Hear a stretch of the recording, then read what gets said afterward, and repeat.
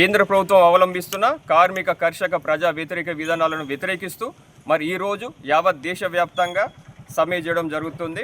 మరి ఏదైతే కేంద్రంలో ఉన్నటువంటి మోడీ ప్రభుత్వం అవలంబిస్తున్న కార్మిక కర్షక ప్రజా వ్యతిరేక విధానాలను వ్యతిరేకిస్తూ యావత్ దేశవ్యాప్తంగా పూర్తిగా కార్మిక లోకం సమ్మెలో పాల్గొనడం జరుగుతుంది. మరి కేంద్రంలో ఉన్నటువంటి మోడీ ప్రభుత్వం అధికారంలోకి వచ్చిన నాటి నుంచి ప్రభుత్వ రంగ సంస్థలను ప్రైవేటీకరణ చేయడమే ధ్యేయంగా వారు ముందుకు పోవడం జరుగుతుంది. అందులో ముఖ్యంగా LIC, air India, railways, navy లాంటి సంస్థలతో పాటు దేశానికి వెలుగులు నింపే సింగరేణి పైన కూడా వారి కనుపడి సింగరేణి పూర్తిగా ప్రైవేటీకరణ చేయడం ధ్యేయంగా వారు ముందుకు పోవడం జరుగుతుంది.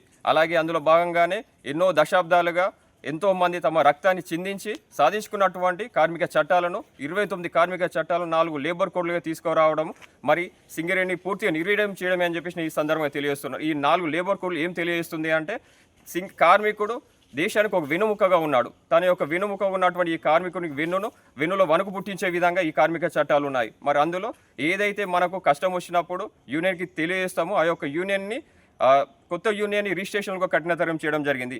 మనకు ఏదైనా అన్యాయం జరిగినప్పుడు స్ట్రైక్ నోటీస్ ఇచ్చి సమ్మె చేద్దామని అనుకుంటే ఆ సమ్మె చేయకుండా ఈ యొక్క యూనియన్లో ఉన్న ఈ యొక్క లేబర్ కోడ్స్లు ఉన్నాయని చెప్పి అందరికీ తెలియజేస్తున్నారు. అలాగే సమాన పనికి సమాన వేతనం కూడా ఇందులో లేదు. ఈ రకంగా కార్మికునికి ఎన్నో రకాలుగా నష్టం జరుగుతున్నటువంటి ఈ లేబర్ కోడ్స్ను పూర్తిగా కార్మిక లోకం వ్యతిరేకిస్తూ ఈరోజు దాదాపుగా దేశవ్యాప్తంగా 30 కోట్ల మందికి పైగా కార్మిక లోకం ఈ సమ్మెలో పాల్గొంటుంది. ఈ యొక్క సమ్మె పూర్తిగా విజయవంతమైందని చెప్పేసి మేము హెచ్ఎంఎస్ తరఫున తెలియజేస్తా ఉన్నాం.